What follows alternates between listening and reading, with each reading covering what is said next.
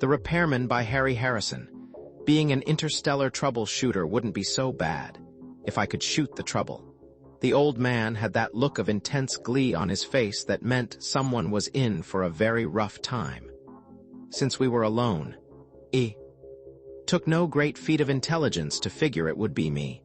I talked first, bold attack being the best defense and so forth. I quit. Don't bother telling me what dirty job you have cooked up, because I have already quit and you. I do not want to reveal company secrets to me. The grin was even wider now, and he actually chortled as he thumbed a button on his console. A thick legal document slid out of the delivery slot onto his desk. "This is your contract," he said. "It tells how and when you will work. A steel and vanadium-bound contract that you couldn't crack with a molecular disruptor." I leaned out quickly, grabbed it, and threw it into the air with a single motion, before it could fall. Well, I had my solar out and, with a wide-angle shot, burned the contract to ashes. The old man pressed the button again, and another contract slid out on his desk. If possible, the smile was still wider now. I should have said a duplicate of your contract, like this one here. He made a quick note on his secretary plate. "I have deducted 13 credits from your salary for the cost of the duplicate, as well as a 100 credit fine for firing a solar inside a bill." Ding! I slumped, defeated, waiting for the blow to land. The old man fondled my contract. "According to this document, you can't quit. Ever. Therefore, I have a little job I know you'll enjoy. Repair job. The Centauri beacon has shut down. It's a Mark Roman III beacon." "What kind of beacon?" I asked him. I have repaired hyperspace beacons from one arm of the galaxy to the other and was sure I had worked on every type or model made. But I had never heard of this kind. "Mark Roman III, the old man repeated, practically chortling. "I never heard of it either until records dug up the specs. They found them buried in the back of their oldest warehouse. This was the earliest type of beacon ever built by Earth, no less. Considering its location on one of the Proxima Centauri planets, it might very well be the first beacon." I looked at the blueprints he handed me and felt my eyes glaze with horror. "It's a monstrosity. It looks more like a distillery than a beacon. Must be at least a few hundred meters high. I'm a repairman, not an archaeologist. This pile of junk is over 2,000 years old. Just forget about it and build a new one." The old man leaned over his desk, breathing into my face. "It would take a year to install a new beacon, besides being too expensive, and this relic is on one of the main routes. We have ships making 15 light-year detours now." He leaned back, wiped his hands on his handkerchief, and gave me lecture 44 on company duty and my troubles. "This department is officially called maintenance and repair, when it really should be called troubleshooting. Hyperspace beacons are made to last forever, or damn close to it. When one of them breaks down, it is never an accident, and repairing the thing is never a matter of just plugging in a new part." He was telling me, the guy who did the job while he sat back on his fat paycheck in an air-conditioned office, he rambled on. "How I wish that were all it took. I would have a fleet of parts ships and junior mechanics to install them, but it's not like that at all. I have a fleet of expensive ships that are equipped to do almost anything, manned by a bunch of irresponsibles like you." I nodded moodily at his pointing finger. "How I wish I could fire you all. Combination space jockeys, mechanics, engineers, soldiers, con men, and anything else it takes to do the repairs. I have to browbeat, bribe, blackmail, and bulldoze you thugs into doing a simple job. If you think you're fed up, just think how I feel. But the ships must go through. The beacons must operate. Rate." I recognized this deathless line as the curtain speech and crawled to my feet. He threw the Mark Roman III file at me and went back to scratching in his papers. Just as I reached the door, he looked up and impaled me on his finger again. "And don't get any fancy ideas about jumping your contract. We can attach that bank account of yours on Algol Roman II long before you could draw the money out." I smiled, a little weakly, I'm afraid, as if I hadn't ever meant to keep that account a secret. His spies were getting more efficient every day. Walking down the hall, I tried to figure a way to transfer the money without his catching on, and knew at the same time he was figuring a way to Ignore me. It was all very depressing, so I stopped for a drink, then went on to the spaceport. By the time the ship was serviced, I had a course charted. The nearest beacon to the broken-down Proxima Centauri beacon was on one of the planets of Beta Circinus, and I headed there first. A short trip of only about 9 days in hyperspace. To understand the importance of the beacons, you have to understand hyperspace. Not that many people do, but it is easy enough. You'll understand that in this non-space, the regular rules don't apply. Speed and measurements are a matter of relationship, not constant facts like the fixed universe. The first ships to enter hyperspace had no place to go and no way to even tell if they had moved. The beacons solved that problem and opened the entire universe. They are built on planets and generate tremendous amounts of power. This power is turned into radiation that is punched through into hyperspace. Every beacon has a code signal as part of its radiation and represents a measurable point in hyperspace. Triangulation and quadrature of the beacons works for navigation, only it follows its own rules. The rules are complex and variable, but they are still rules that a navigator can follow. For a hyperspace jump, you need at least 4 beacons for an accurate fix. For long jumps, navigators use as many as 7 or 8. So every beacon is important and everyone has to keep operating. That is where I and the other troubleshooters came in. We travel in well-stocked ships that carry a little bit of everything. Only one man to a ship, because that is all it takes to operate.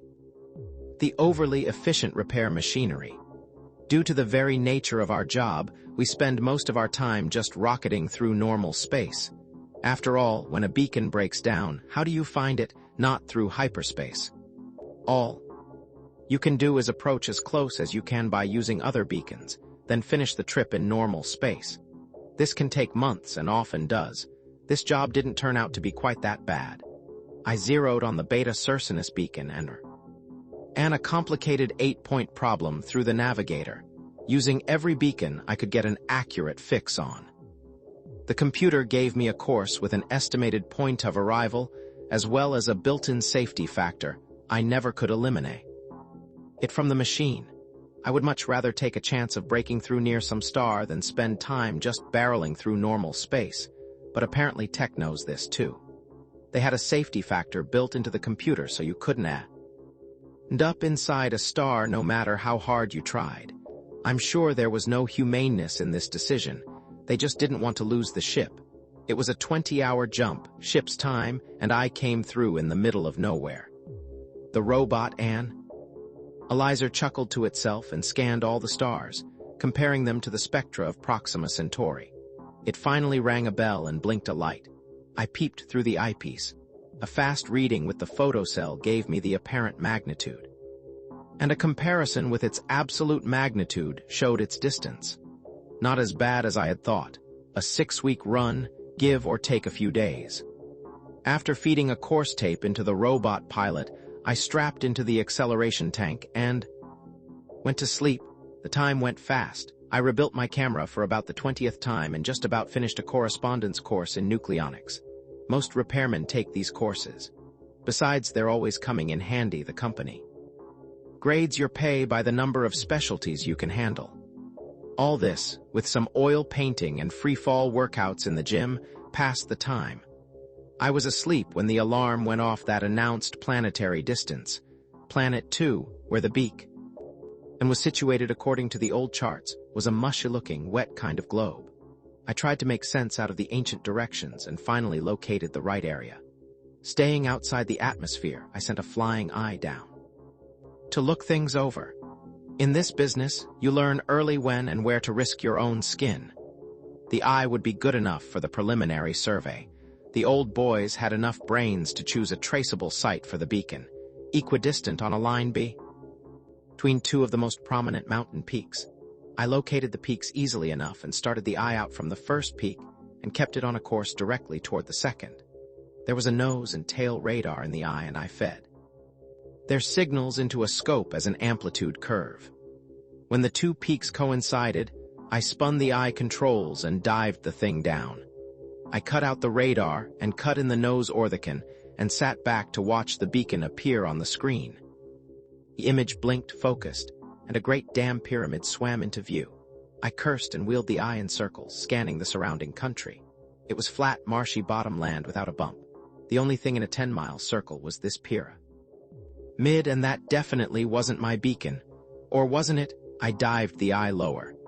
The pyramid was a crude-looking thing of undressed stone without carvings or decorations. There was a shimmer of light from the top, and I took a closer look at it. The peak of the pyramid was a hollow basin filled with water. When I saw that, something clicked in my mind. Locking the eye in a circular course, I dug through the Mark Roman 3 plans, and there it was. The beacon had a precipitating field. And a basin on top of it for water. This was used to cool the reactor that powered the monstrosity. If the water was still there, the beacon was still there, inside the pyramid. The natives, who, of course, weren't even mentioned by the idiot who constructed the thing, had built a nice, heavy, thick stone pyramid around the beacon. Took another look at the screen and realized that I had locked the eye into a circular orbit about 20 feet above the pyramid, the summit of. A stone pile was now covered with lizards of some type, apparently the local life form. They had what looked like throwing sticks and arbalasts and were trying to shoot down the eye, a cloud of arrows and rocks flying in every direction. I pulled the eye straight up and away and threw in the control circuit that would return it automatically to the ship. Then I went to the galley for a long, strong drink. My beacon was not only locked inside a mountain of handmade stone, but I had managed to irritate the things who had built the pyramid. A great beginning for a job, and one clearly designed to drive a stronger man than me to the bottle. Normally, a repairman stays away from native cultures. They are poison. Anthropologists may not mind being dissected for their science, but a repairman wants to make no sacrifices of any kind for his job. For this reason, most beacons are built on uninhabited planets. If a beacon has to go on a planet with a culture, it is usually built in some inaccessible place. Why this beacon had been built within reach of the local claws, I had yet to find out. But that would come in time. The first thing to do was make contact. To make contact, you have to know the local language, and for that, I had long before worked out a system that was foolproof. I had a pry-eye of my own construction. It looked like a piece of rock about a foot long. Once on the ground, it would never be noticed, though it was a little disconcerting to see it float by. I located a lizard town about 1,000 kilometers from the pyramid and dropped the eye. It swished down and landed at night in the bank of the local mud wallow. This was a favorite spot that drew a good crowd during the day. In the morning, when the first wallowers arrived, I flipped on the recorder. After about 5 of the local days, I had a sea of native conversation in the memory bank of the machine translator and had tagged a few expressions. This is fairly easy to do when you have a machine memory to work with. One of the lizards gargled at another one, and the second one turned around. I tagged this expression with the phrase, "Hey, George," and waited my chance to use it. Later the same day, I caught one of them alone and shouted, "Hey, George," at him. It gurgled out through the speaker in the local tongue, and he turned around. When you get enough reference phrases like this in the memory bank, the MT brain takes over and starts filling in the missing pieces. As soon as the MT could give a running translation of any conversation it heard, I figured it was time to make a contact. I found him easily enough. He was the Centaurian version of a goat boy. He herded a particularly loathsome form of local life in the swamps outside the town. I had one of the working eyes dig a cave in an outcropping of rock and wait for him. When he passed next, I whispered into the mic, "Welcome, O goat boy grandson. This is your grandfather's spirit speaking from paradise." This fitted in with what I could make out of the local religion. Goat boy stopped as if he'd been shot before he could moo. I pushed a switch, and a handful of the local currency, wampum-type shells, rolled out of the cave and landed at his feet. "Here is some money from paradise, because you have been a good boy." "Not really from paradise," I had lifted it from the treasury the night before. "Come back tomorrow and we will talk some more," I called after the fleeing figure. I was pleased to notice that he took the cash before taking off. After that, Grandpa in Paradise had many heart-to-heart talks with Grandson, who found the heavenly loot more than he could resist. Grandpa had been out of touch with things since his death, and Goat Boy happily filled him in. I learned all I needed to know of the history, past and recent, and it wasn't ice. In addition to the pyramid being around the beacon, there was a nice little religious war going on around the pyramid. It all began with the land bridge. Apparently the local lizards had been living in the swamps when the beacon was built. But the builders didn't think much of them. They were a low type and confined to a distant continent. The idea that the race would develop and might reach this continent never occurred to the beacon mechanics. Which is, of course, what happened. Little geological turnover, a swampy land bridge formed in the right spot, and the lizards began to wander up Beacon Valley, and found religion. A shiny metal temple out of which poured a constant stream of magic water, the reactor. Cooling water pumped down from the atmosphere condenser on the roof. The radioactivity in the water didn't hurt the natives. It caused mutations that bred true. A city was built around the temple, and through the centuries, the pyramid was put up around the beacon. A special branch of the priesthood served the temple. All went well until one of the priests violated the temple and destroyed the holy waters. There had been revolt, strife, murder, and destruction since then. But still, the holy waters would not flow. Now armed mobs fought around the temple each day, and a new band of priests guarded the sacred fount. And I had to walk into the middle of that mess and repair the thing. It would have been easy enough if we allowed a little mayhem. I could have had a lizard fry, fixed the beacon, and taken off. Only native life forms were quite well protected.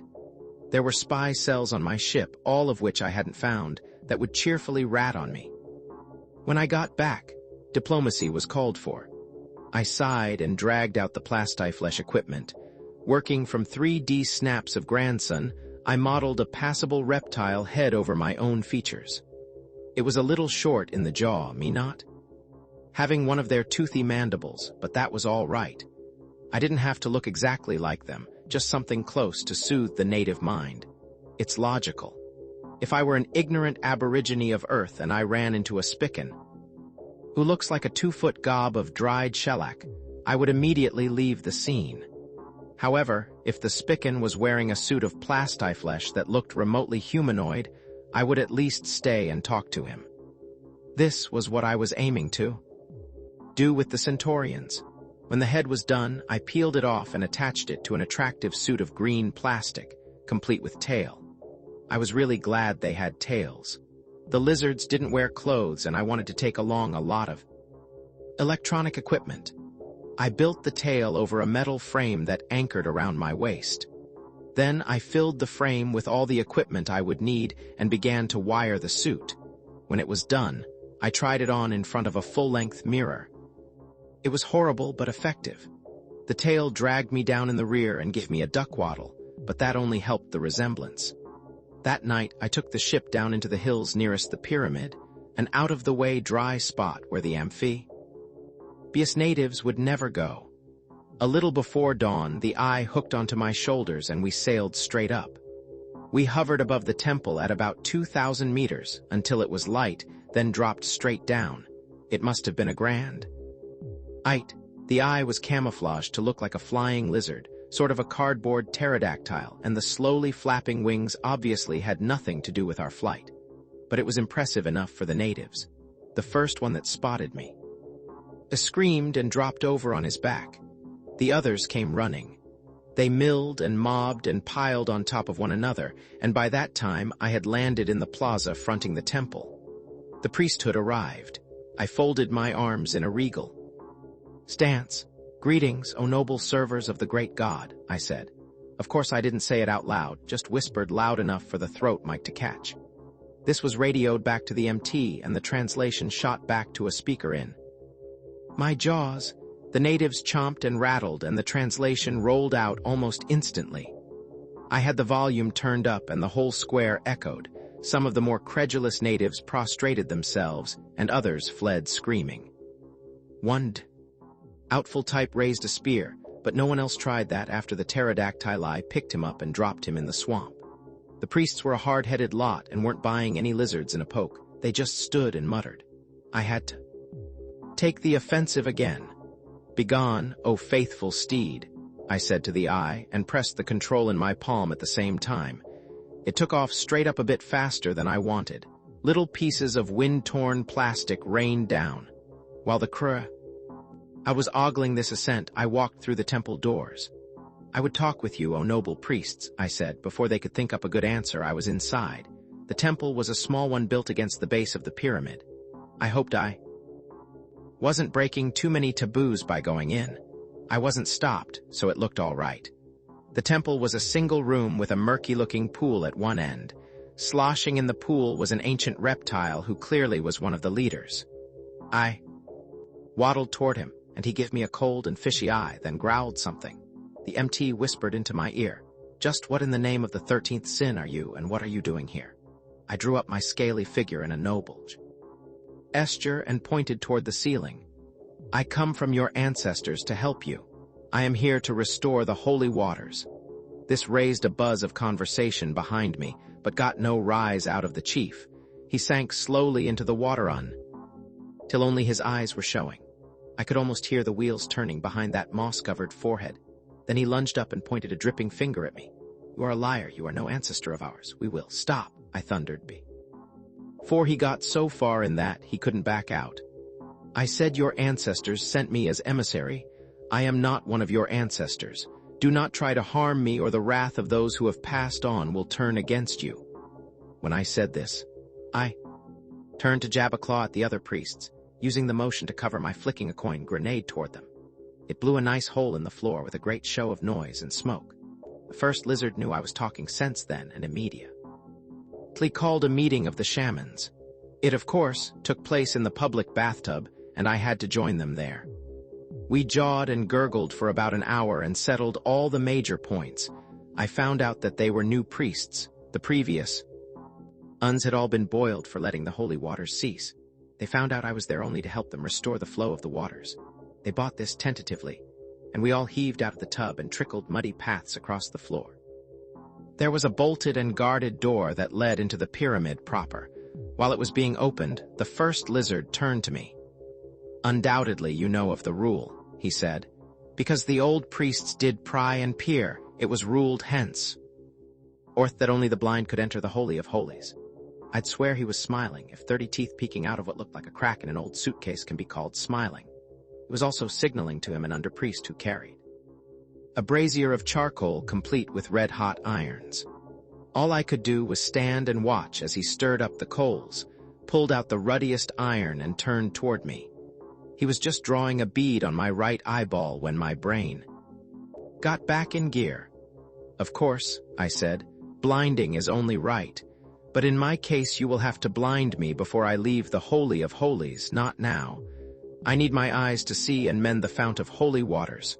Once the waters flow. Oh, again, I will laugh as I hurl myself on the burning iron." He took a good 30 seconds to think it over and had to agree with me. The local torturer sniffled a bit and threw a little more charcoal on the fire. The gate crashed open, and I stalked through. Then it banged to behind me, and I was alone in the dark. But not for long. There was a shuffling nearby, and I took a chance and turned on my flash. 3 priests were groping toward me, their eye sockets red pits of burned flesh. They knew what I wanted and led the way without a word. A crumbling and cracked stone stairway brought us up to a solid metal doorway labeled in archaic script mark Roman 3 beacon, authorized personnel only.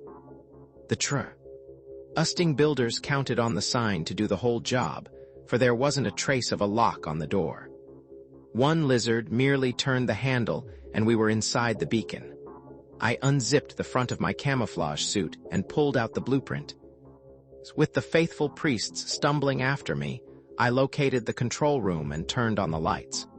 There was a residue of charge in the emergency batteries, just enough to give a dim light. The meters and indicators looked to be in good shape.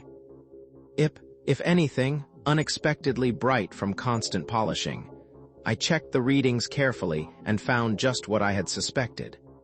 One of the eager lizards had managed to open a circuit box and had polished the switches inside. While doing this, he had thrown one of the switches, and that had caused the trouble. Rather, that had started the trouble. It wasn't going to be ended by just reversing the water valve switch. This valve was supposed to be used only for repairs after the aisle was damped. When the water was cut off with the pile in operation, it had started to overheat, and the automatic safeties had dumped the charge down the pit. I could start the water again easily enough, but there was no fuel left, The reactor. I wasn't going to play with the fuel problem at all. It would be far easier to install a new power plant. I had one in the ship that was about 1/10 the size of the ancient bucket of bolts and produced at least 4 times the power. Before I sent for it, I checked over the rest of the beacon. In 2,000 years, there should be some sign of wear. The old boys had built well. I'll give them credit for that. 90% of the machinery had no moving parts and had suffered no wear whatever. Other parts they had beefed up, figuring they would wear, but slowly. The water feed pipe from the roof, for example. The pipe walls were at least 3 meters thick, and the pipe opening itself no bigger than my head. There were some things I could do, though, and I made a list of parts. The parts, the new power plant, and a few other odds and ends were chuted into a neat pile on the ship. I checked all the parts by screen before they were loaded in a metal crate. In the darkest hour before dawn, the heavy-duty eye dropped the crate outside the temple and darted away without being seen. I watched the priests through the pry eye while they tried to open it. When they had given up, I boomed orders at them through a speaker in the crate. They spent most of the day sweating the heavy box up through the narrow temple stairs, and I enjoyed a good sleep. It was resting inside the beacon door when I woke up. The repairs didn't take long, though there was plenty of groaning from the blind lizards when they heard me ripping the wall open to get at the power leads. I even hooked a gadget to the water pipe so their holy waters would have the usual refreshing radioactivity when they started flowing again. The moment this was all finished, I did the job they were waiting for. I threw the switch that started the water flowing again. There were a few minutes while the water began to gurgle down through the dry pipe. Then a roar came from outside the pyramid that must have shaken its stone walls. Shaking my hands once over my head, I went down for the eye-burning ceremony. The blind lizards were waiting for me by the door and looked even unhappier than usual. When I tried the door, I found out why. It was bolted and barred from the other side. "It has been decided," a lizard said, "that you shall remain here forever and tend the holy waters. We will stay with you and serve your ever. Enid, a delightful prospect, eternity spent in a locked beacon with 3 blind lizards. In spite of their hospitality, I couldn't accept. What, you dare interfere with the messenger of your ancestors? I had the speaker on full volume. The vibration almost shook my head off. The lizards cringed, and I set my solar for a narrow beam and ran it around the door jamb. There was a great crunching and banging from the junk piled against it, and then the door swung free. I threw it open. Before they could protest, I had pushed the priests out through it. The rest of their clan showed up at the foot of the stairs and made a great ruckus while I finished welding the door shut. Running through the crowd, I faced up to the first lizard in his tub. He sank slowly beneath the surface. "What lack of courtesy," I shouted. He made little bubbles in the water. "The ancestors are annoyed and have decided to forbid entrance to the inner temple forever, though out of kindness it will let the waters flow. Now I must return on with the ceremony." The torture master was too frightened to move, so I grabbed out his hot iron. A touch on the side of my face dropped a steel plate over my eyes under the plastiskin. Then I jammed the iron hard into my phony eye sockets, and the plastic gave off an authentic odor. A cry went up from the crowd as I dropped the iron and staggered in blind circles. I must admit it went off pretty well. Before they could At any more bright ideas, I threw the switch, and my plastic pterodactyl sailed in through the door. I couldn't see it, of course, but I knew it had arrived when the grapples in the claws latched onto the steel plates on my shoulders. I had got. It turned around after the eye burning, and my flying beast hooked onto me backward. I had meant to sail out bravely, blind eyes facing into the sunset. Instead, I faced the crowd as I soared away, so I made the most of a bad situation and threw them a snappy military salute. Then I was out in the fresh air and away. When I lifted the plate and poked holes in the seared plastic, I could see the pyramid growing smaller behind me, water gushing out of the base and a happy crowd of reptiles sporting in its radioactive rush. I counted off on my talons to see if I had forgotten anything.